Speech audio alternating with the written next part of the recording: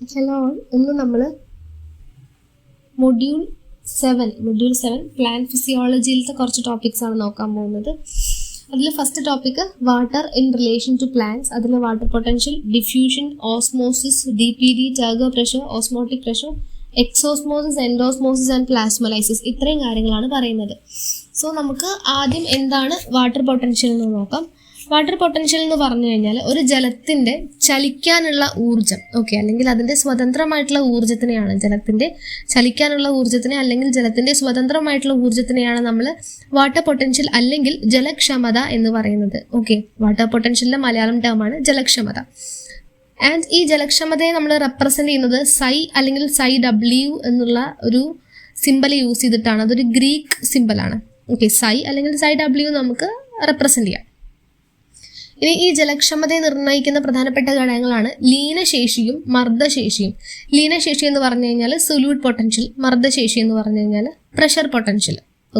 അപ്പോൾ ലീനശേഷിയും മർദ്ദശേഷിയുമാണ് നമ്മുടെ ജലക്ഷമതയെ നിർണ്ണയിക്കുന്ന പ്രധാനപ്പെട്ട ഘടകങ്ങൾ എന്ന് ആലോചിക്കുക.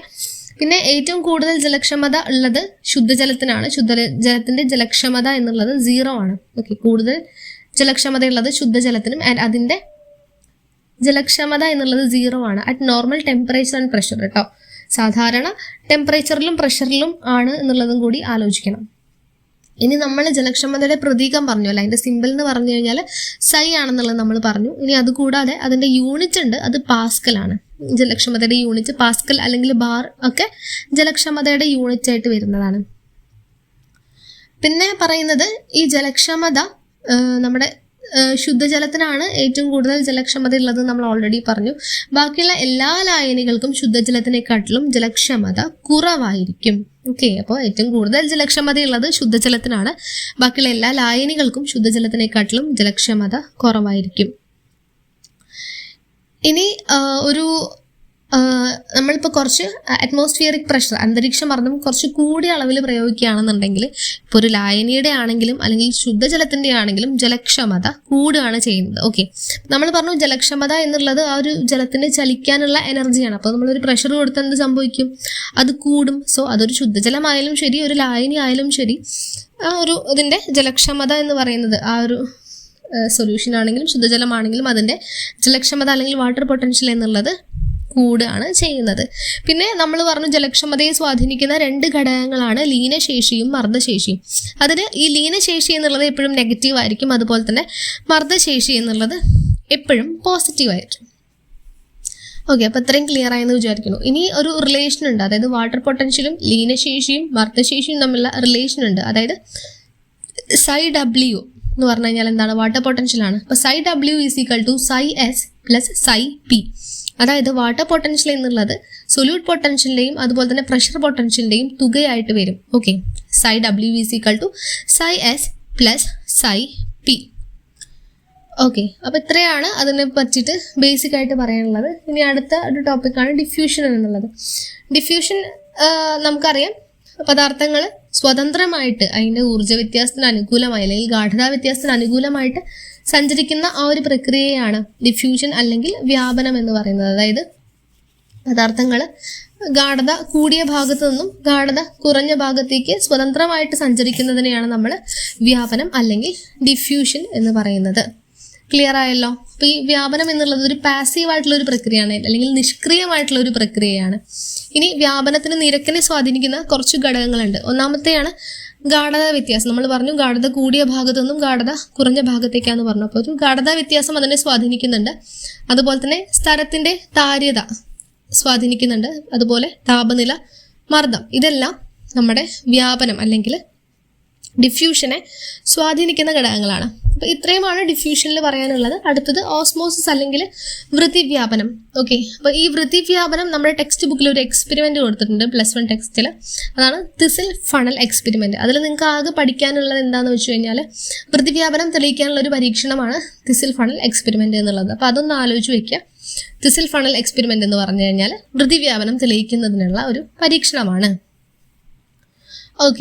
അപ്പം അതും ക്ലിയർ ആയെന്ന് വിചാരിക്കുന്നു. അപ്പോൾ ഓസ്മോസിസ് എന്ന് പറഞ്ഞു കഴിഞ്ഞാൽ എന്താണ്? ഒരു വരണതാരി സ്ഥലത്തിലൂടെ, ഒരു സെമി പെർമേബിൾ ആയിട്ടുള്ള ഒരു മെംബ്രെയിനിലൂടെ ഉള്ള ജലത്തിന്റെ വ്യാപനത്തിനെയാണ് നമ്മൾ എന്ത് പറയുന്നത്? വൃതിവ്യാപനം എന്ന് പറയുന്നത്. ഇനി ഈ വൃതിവ്യാപനത്തിന്റെ ദിശയെയും അതുപോലെ തന്നെ അതിന്റെ നിരക്കിനെയും സ്വാധീനിക്കുന്ന കുറച്ച് ഘടകങ്ങളുണ്ട്. ഒന്ന് മർദ്ദ വ്യത്യാസം, അടുത്തത് ഗാഠത വ്യത്യാസം. ഓക്കെ, വൃതിവ്യാപനത്തിന്റെ ദിശയെയും നിരക്കിനെയും ബാധിക്കുന്ന ഘടകങ്ങളാണ് മർദ്ദ വ്യത്യാസവും അതുപോലെ തന്നെ ഗാഠത വ്യത്യാസവും. ഓക്കെ, ഇത്രയും ക്ലിയർ ആയല്ലോ. അപ്പോൾ ഇത്രയുമാണ് ഓസ്മോസിസിൽ പറയാനുള്ളത്. പിന്നെ ഇതിൽ എക്സോസ്മോസിസ് ആൻഡ് എൻഡോസ്മോസിസ് പറയുന്നുണ്ട്. അപ്പോൾ അതിന് നമ്മൾ കുറച്ച് ആദ്യം ലായനികളെ കുറിച്ച് മനസ്സിലാക്കണം. 3 ടൈപ്പ് ഓഫ് ലായനികൾ ഉണ്ടെന്ന് നമുക്ക് പറയാം. Isotonic, hypotonic and hypertonic. Okay, അതായത് ഐസോട്ടോണിക് എന്ന് പറഞ്ഞു കഴിഞ്ഞാൽ സമഗാഠ ലായനി.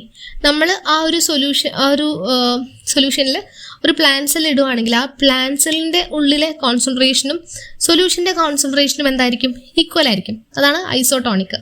ഇനി ഹൈപ്പോട്ടോണിക് എന്ന് പറഞ്ഞു കഴിഞ്ഞാൽ അല്പഗാഠ ലായനി. അതായത് ആ ഒരു സൊല്യൂഷനിൽ സൊല്യൂട്ടിൻ്റെ കോൺസെൻട്രേഷൻ കുറവായിരിക്കും. അപ്പോൾ ഈ അല്പഗാഠ ലായനിയിലാണ് എൻഡോസ്മോസിസ് നടക്കുന്നത്. കാരണം സൊല്യൂട്ട് കോൺസെൻട്രേഷൻ കുറവാണ്, സോൾവെൻറ്റിൻ്റെ കോൺസെൻട്രേഷൻ കൂടുതലാണ്. സോ പുറത്തു നിന്നും ഉള്ളിലോട്ടാണ് ഈ മോളിക്യൂൾസ് മൂവ് ചെയ്യുന്നത്. അപ്പം ഇങ്ങനെ ഒരു സസ്യകോശത്തിൻ്റെ ഉള്ളിലേക്ക് വാട്ടർ മോളിക്യൂൾസ് മൂവ് ചെയ്യുന്ന സമയത്ത് സ്വാഭാവികമായിട്ടും ആ സസ്യകോശം വീർത്ത് വരും അല്ലേ. അപ്പം അത് സെല്ല് വികസിച്ച് ടേർജ്ഡ് ആയിട്ട് മാറും. അതാണ് എൻഡോസ്മോസിസ് അല്ലെങ്കിൽ ആന്തരിക വൃതിവ്യാപനം എന്ന് പറയുന്നത്. അടുത്തത് ഹൈപ്പർടോണിക് സൊല്യൂഷൻ അല്ലെങ്കിൽ അതിഗാഠ ലായനി. അപ്പോൾ ഈ ഹൈപ്പർടോണിക് സൊല്യൂഷനിൽ എന്താണെന്ന് വെച്ച് കഴിഞ്ഞാൽ അതിൽ സൊല്യൂട്ടിൻ്റെ ഗാഠത കൂടുതലായിരിക്കും. സോ സെല്ലിൻ്റെ നമ്മൾ അതിലേക്കൊരു പ്ലാന്റ് സെൽ ഇട്ട് കഴിഞ്ഞാൽ ആ സെല്ലിൻ്റെ ഉള്ളിൽ നിന്ന് പുറത്തേക്കാണ് വാട്ടർ മോളിക്യൂൾസ് പോകുന്നത്. ആൻഡ് ഈ അയേൺസ് അല്ലേ, ഈ സൊല്യൂട്ടൊക്കെ സെല്ലിൻ്റെ ഉള്ളിലേക്കും പോവും. അങ്ങനെ സെല്ല് ഷ്രിങ്ക് ചെയ്യും. അവിടെ എക്സോസ്മോസിസ് ആണ് നടക്കുന്നത്. അപ്പം ഹൈപ്പോട്ടോണിക് സൊല്യൂഷനിൽ എൻഡോസ്മോസിസ് അല്ലെങ്കിൽ ആന്തരിക വൃതിവ്യാപനവും ഹൈപ്പോട്ടോണിക് സൊല്യൂഷനിൽ എക്സോസ്മോസിസ് അല്ലെങ്കിൽ ബാഹ്യ വൃതിവ്യാപനമാണ് നടക്കുന്നത് എന്ന് ആലോചിക്കാം. ഓക്കെ, അപ്പോൾ അത്രയാണ് അതിൽ പറയുന്നത്. പിന്നെ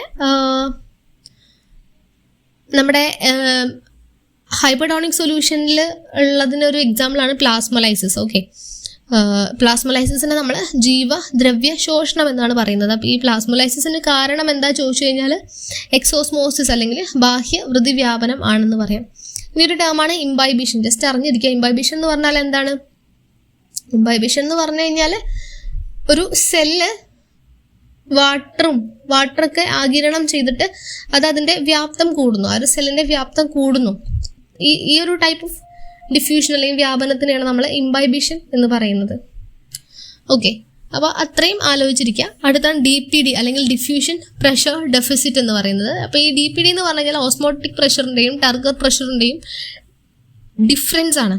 ഓക്കെ, ഓസ്മോട്ടിക് പ്രഷറിൻ്റെയും ടർഗർ പ്രഷറിൻ്റെയും ഡിഫറൻസ് ആണ് DPD എന്നുള്ളത്. അപ്പോൾ ഒരു ടേർജിഡ് സെല്ല് എടുക്കുകയാണെങ്കിൽ അതിൻ്റെ ഓസ്മോട്ടിക് പ്രഷറും ടർഗർ പ്രഷറും ഈക്വൽ ആയിരിക്കും. സോ അതിൻ്റെ DPD എപ്പോഴും 0 ആയിരിക്കും. ഇപ്പോൾ ഒരു ടേർജിഡ് സെല്ലിൻ്റെ DPD എന്നുള്ളത് 0 ആണ്. ഇനി ഒരു ഫ്ലാസിഡ് സെല്ല് എടുക്കുകയാണെങ്കിൽ അതിൻ്റെ ടർഗർ പ്രഷർ എന്തായിരിക്കും? ഫ്ലാസിഡ് സെല്ലിൽ ടർഗർ പ്രഷർ ഉണ്ടായിരിക്കില്ല. അപ്പോൾ ടർഗർ പ്രഷർ എന്നുള്ളത് 0 ആയിരിക്കും. അപ്പോൾ അതിൻ്റെ DPD എന്നുള്ളത് എന്താണ്? ഓസ്മോട്ടിക് പ്രഷർ ആയിരിക്കും. കാരണം അവിടെ ടർഗർ പ്രഷർ ഇല്ല. അപ്പോൾ osmotic pressure minus turgor pressure ആണല്ലോ DPD എന്നുള്ളത്. അപ്പോൾ ഓസ്മോട്ടിക് പ്രഷർ -0 വരും. അപ്പം DPD എന്നുള്ളത് ഓസ്മോട്ടിക് പ്രഷറായിട്ട് മാറും. അപ്പം ഇത്രയുമാണ് DPDയിൽ പറയുന്നത്. ആൻഡ് അടുത്ത ടോപ്പിക്കാണ് ട്രാൻസ്പിരേഷൻ.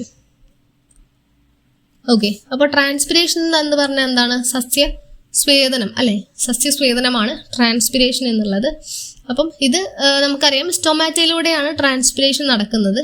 ഇപ്പോൾ ഈ ട്രാൻസ്പിരേഷൻ അതിന് കുറച്ച് ഫങ്ഷൻസും ഉണ്ട്. ഐ മീൻ അഡ്വാൻറ്റേജസും ഉണ്ടായിരിക്കും, ഡിസഡ്വാൻറ്റേജസും ഉണ്ടായിരിക്കും. അഡ്വാൻറ്റേജസ് എന്ന് പറഞ്ഞു കഴിഞ്ഞാൽ ഒരു പ്ലാന്റിൽ എക്സ്ട്രാ വരുന്ന വാട്ടർ പുറത്തേക്ക് കളയാനും അതുപോലെ തന്നെ അറ്റ്മോസ്ഫിയറിന് തണുപ്പിക്കുവാനും അതുപോലെ ജലം, ലവണങ്ങൾ ഒക്കെ സംവഹിക്കാനും എല്ലാത്തിനുമാണ് ട്രാൻസ്പിരേഷൻ ഹെൽപ്പ് ചെയ്യുന്നത്. അതിന് ഡിസഡ്വാൻറ്റേജസ് എന്തൊക്കെയാണെന്ന് ചോദിച്ചു കഴിഞ്ഞാൽ ചില സമയങ്ങളിൽ എക്സ്ട്രാ ആയിട്ട് വാട്ടർ നഷ്ടപ്പെടുകയും ചെടി വാടി പോവുകയും ചെയ്യുന്നുണ്ട്. ഇത്രയും മനസ്സിലാക്കുക. പിന്നെ ഇനി നമുക്ക് പറയാനുള്ളത് ഈ ട്രാൻസ്പിരേഷനായിട്ട് നമ്മുടെ ഗുവാഡ് സെൽസ് ഉണ്ടല്ലോ, ഗുവാഡ് സെൽസ് എങ്ങനെ ഓപ്പൺ ചെയ്യുന്നു, സ്റ്റൊമാറ്റ എങ്ങനെ ഓപ്പൺ ചെയ്യുന്നു, ക്ലോസ് ചെയ്യുന്നു എന്നുള്ള ഒരു സിസ്റ്റമാണ്. അത് ഒരു തിയറി ആയിട്ടാണ് നമുക്ക് പഠിക്കാനുള്ളത്, അതായത് പൊട്ടാസ്യം അയൺ തിയറി. അതൊരു സെപ്പറേറ്റ് നമ്മളൊരു ക്ലാസ്സിൽ ഡിസ്കസ് ചെയ്യാം. അപ്പോൾ ഇന്ന് ഇത്രയാണ്. ഇത് വളരെ ബേസിക് ആയിട്ട് അറിഞ്ഞിരിക്കേണ്ട കുറച്ച് കാര്യങ്ങളാണ്.